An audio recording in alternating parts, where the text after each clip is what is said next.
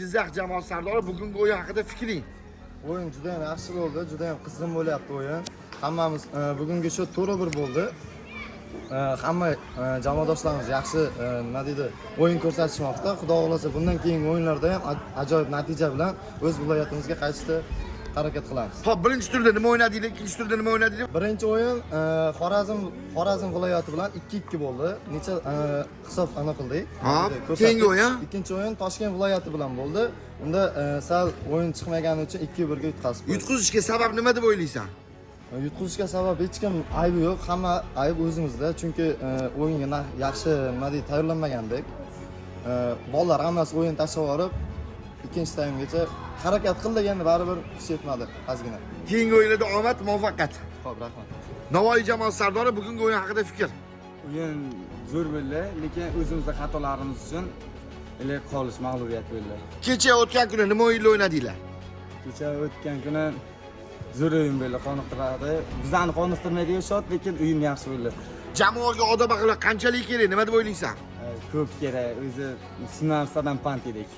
Odob axloqdan. Bog'larni. Guruhdan chiqdinglarmi, nima bo'ldi bugun? Yo'q, guruhdan chiqolmadik, uchinchi o'rin. Uchinchi o'rin. Uchinchi o'ringa qolib ketdi. Komandaga keyingi o'yinlarda muvaffaqiyat. Omad. Bugungi o'yin haqida fikring, marhamat. Bugungi o'yinimiz yaxshi bo'ldi, chunki tayyorgarligimiz yaxshi edi. Xudo xohlasa chempionlik harakat qilamiz. Xo'p, bu bosqichgacha nima yo'lni bosib keldinglar Namangan jamoasi? Hop, bu yo'lgacha kecha Surxondaryo viloyatida o'ynadik. Ishonchli to'g'ri hisobda g'alaba qozondik. Bugun 6-0 hisobda g'alaba qozondik. Rejalar yaxshi ketyapti. Rejalar yaxshi. Xo'p, murabbiylar ko'rsatmasi bajarildimi, bajarilmadimi, nima deb o'ylaysan? Xudo xohlasa o'yinimiz to'ldi. Yaxshi. Keyingi o'yinlarda ham omad. Bugungi o'yin haqida fikr, Sirdaryo kapitani marhamat.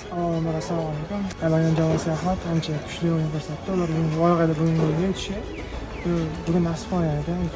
Xo'p, Sirdaryo nima o'yin o'ynadinglar va qanaqa bosqichdan bosib o'tdinglar? Birinchi o'yin Surxondaryo bilan 3-2 bo'ldi, ancha yaxshi o'yin bo'ldi. Yetdik, Xudoga shukr.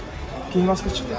Rahmat hamma o'yin uchun. Bugungi o'yinda o'ynagan raqiblarimizga, oldingi raqibimiz Surxondaryo. Xo'p, bugungi mag'lubiyatga sabab nima deb o'ylaysan? O'ylashimizcha, bugungi asosiy o'yinchilarimizda ancha ko'p travma bor edi.